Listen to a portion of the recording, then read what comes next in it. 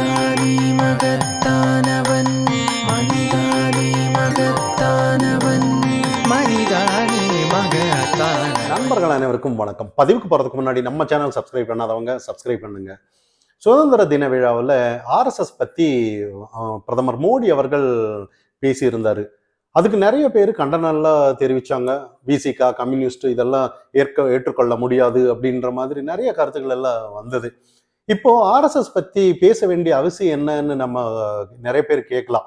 ஏன்னா சாதாரண இயக்கம் கிடையாது. இந்த உலகத்திலேயே அப்பேற்பட்ட ஒரு இயக்கம் எந்த உலகத்திலையும் 100 வருஷம் நீடிச்சது இல்லைன்னு நம்ம பார்க்கணும்.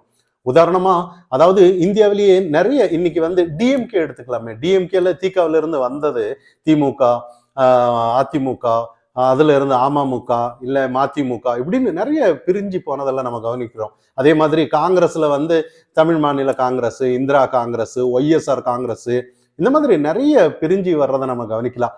ஆனா இதே ஒரு ஆர்எஸ்எஸ்ங்கிற ஒரு இயக்கம், இதே ஒரு சப்போஸ் நீங்க அரசியல் பாக்குறீங்களா, பிஜேபி நீங்க பாருங்கப்பா அப்படின்ற மாதிரி, அதே ஆன்மீகத்துல ஏதாவது ஒரு பிரச்சனை வந்ததுன்னா இந்து முன்னணி நீங்க பாருங்கப்பா அப்படின்ற மாதிரி, மாணவர்களுக்கு ஏதாவது ஒரு பிரச்சனைன்னா ஏபிவிபி நீங்க பாருங்கப்பா, எப்படி பாருங்க அது ஒரு அதுக்கு, அதே தொழிலாளர்களுக்கு ஏதாவது ஒரு பிரச்சனைன்னா பிஎம்எஸ் நீங்க பாருங்க. இந்த மாதிரி ஒரு கிளைகளை உருவாக்கி 100 வருஷம் வர்றதுங்கிறது சாதாரண விஷயம் கிடையாது. இன்னைக்கு ஆர்எஸ்எஸ் இயக்கத்தை பத்தி எதிர்கட்சி எல்லாமே பாராட்டி இருக்காங்க. ஆனா வெளிப்படையை யாரும் சொல்ல மாட்டாங்க. யாரா இருந்தாலும் சரி, மறைமுகமா அவங்க உள்ளுக்குள்ளார இப்படி எப்படிடா இந்த அளவுக்கு மறைமுகமா இந்த அளவுக்கு செயல்படுறாங்க அப்படிங்கிற ஒரு கேள்வி இன்னும் கூட எல்லாருக்குமே ஒரு கேள்விக்குறியா இருந்துட்டு இருக்கு. ஆனா இன்னைக்கு ஏதோ ஒரு கம்யூனிஸ்ட், விசிகா, இவங்க எல்லாம் என்ன கொள்கை, என்ன ஏதுன்னு யாருக்குமே தெரியாதுன்னு தான் நம்ம இன்னைக்கு பார்க்கணும். இப்ப கம்யூனிஸ்ட் எல்லாம் அவங்க யாருக்காக வேலை செய்யறாங்க, எதுக்காக இருக்காங்க, இல்ல நம்ம நாட்டுக்கு தான் விசுவாசமா இருக்காங்களா, இவங்க ஏதாவது கியூபால பிரச்சனைனா போராடுவாங்க. இன்னைக்கு தமிழ்நாட்டிலயோ இல்ல இந்தியாவில எந்த பிரச்சனைனாலும் இவங்க போராட மாட்டாங்க. இவங்க போராடுறதெல்லாம் ரஷ்யா, சைனா, இந்த மாதிரி தான் பார்த்துட்டு இருக்காங்க. அதே மாதிரி விசிகா தலைவர் திருமாவளவன் அவர்கள் நிறைய முரண்பாடுகளான இன்னைக்கு விசிகாவோட மதிப்பு குறைஞ்சிட்டே வருது. ஏன்னா இவங்க நம்ம அவங்கள அந்த அளவுக்கு ஈஸியா தரக்குறைவா நம்ம பேச விரும்பல. காரணம் என்னன்னா, ஏன்னா ஒரு அரசியல் வரலாறுல ஒரு 40 வருஷம் 35 வருஷம் மேல வர்றாங்கன்னு சொல்றாங்க. ஆனா இந்த அளவுக்கு ஒரு புரிதல் இல்லாம இருக்கணுமான்னு தான். ஏன்னா இவங்க வருங்கால பிரதமர் அப்படின்னு போர்டு போடுறாங்க இவங்க பிறந்தநாள் விழாவில். இதே பார்ப்பனியத்தை உள்ள கொண்டு வந்தது ஜெயலலிதாவை எம்ஜிஆர் கொண்டு வந்தாரு அப்படின்னு பேசிட்டு இன்னைக்கு கமலஹாசனை மேடையில வச்சுட்டு இவர் பேசுறாரு. ஆனா இன்னைக்கு ஏன் வருங்கால பிரதமர்னு போட்டாருன்னு பார்த்தோம்னா, ஏன்னா இவர் இங்க துணை முதலமைச்சர் கூட போட முடியாது. காரணம் என்னன்னா, முதல்வர் உதயநிதி இருக்கிறாரு, இன்பநிதி துணை முதலமைச்சர் போட்டியில இருக்கிறாரு. இதுல ஏதாவது நான் துணை முதலமைச்சர் போட்டின்னு போட்டேன்னா இங்க கோச்சிருவாங்க, சீட்டு கீட்டு ஏதாவது தராம இருந்துருவாங்களோ அப்படின்னு நினைச்சிருக்கிறாரு என்னமோ தெரியல. இவரு டைரக்டா பாரத பிரதமர், நான் இனிமே பிரதமரா தான் வருவேன்ற மாதிரி வருங்கால. எப்படி பாருங்க, இது சினிமாவில தான் ஏதோ ஒரு லிவிங்ஸ்டன் படத்துல வருது, வருங்கால துணை ஜனாதிபதி, ஜனாதிபதி வாழ்க அப்படின்னு சொல்றாங்க பாருங்க. அந்த மாதிரி தான் இந்த அரசியல் போக்கு இருக்கு. இதெல்லாம் அழகான ஒரு விஷயமான்னு நம்ம பார்க்கணும்.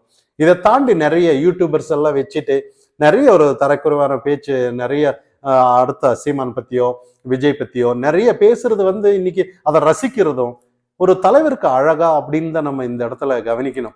இதே தாண்டி நேத்து ஒரு நாளுக்கு ஒரு நாள் பேச்சு வேற. இங்க என்ன கொள்கை இருக்கு, ஏது இருக்கு? இப்போ பணி நிரந்தரம் வேணும்னு இவரே பேசுவாரு, மறுநாள் வேற மாதிரி பேசுறாரு. எங்க போயிட்டு வந்திருப்பாரு, என்ன ஏதுன்னு யாருமே தெரியறது இல்லை. அதாவது இந்த பணியிலிருந்து நாங்க விடுபடுறதுக்கு தான் முயற்சி செய்யறோம், அதாவது தூய்மை பணியாளர்கள் வேலை நாங்க அதுலயே இருக்கணும்னு கட்டாயம் கிடையாது, அதுல இருந்து வெளியே வரணும்னு தான் நாங்க விரும்புறோம்னு சொல்லிட்டு போறது எப்படிப்பட்ட ஒரு ஒரு அரசியல் கொள்கை இருக்கிறவங்க இப்படி பேசலாமான்ற மாதிரி தான். அதாவது இப்போ நல்லா யோசிச்சு பாருங்க, இன்னைக்கு ஒரு அரசு ஊழியர் நிரந்தரம் செஞ்சுட்டான்னா அது அந்த ஒருத்தருக்கு மட்டும்தான், அந்த வீட்டுல இல்ல எல்லாருக்குமே நிரந்தரமாயிருமா என்ன? அவங்க பசங்களுக்கு இல்லை, அந்த மாதிரி தானே இந்த பணி நிரந்தரமும் கூட. அவங்க தூய்மை பணியாளர்களுக்கும் அரசு பணி நிரந்தரம்னா ஒருத்தருக்கு மட்டும்தான், காலகாலமா அவங்க வழியா வரணும்னு சட்டம் இல்லையா இங்க. அப்போ இதனால பணி நிரந்தரம்னா நிறைய சலுகை கிடைக்கும், எல்லாமே போட்டியில அதுக்கு வர்றதுக்கு வாய்ப்பு இருக்கு. ஆனா இவங்க என்ன மாதிரி ஒரு புரிதல் இருக்கு என்னன்னு ஒரு கேள்விக்குரியதா இன்னைக்கு நம்ம பார்த்துட்டு இருக்கணும். இதை தாண்டி இன்னைக்கு சீமான் அவர்கள் மேடையில பேசிட்டு இருக்கிறாரு. திடீர்னு வந்து ஒன் டு ஒன்னு ஏதோ ஒண்ணு கீழே இருந்து பேசுறாங்க. அப்போ திடீர்னு அதை வந்து சாட்டை ஏதோ யூடியூப் சேனல்ல பார்த்துருந்தேன். அவர் வந்து ஏதோ ஒரு சன் டிவிக்காரர் வந்து ஏதோ ஒன் டு ஒன் ஏதோ லிங்க் கொடுங்க அப்படின்னு கேட்கிறாரு. இவருக்கு கோவப்பட்டு மேல இருந்து வந்து அடிக்க வர்றாரு.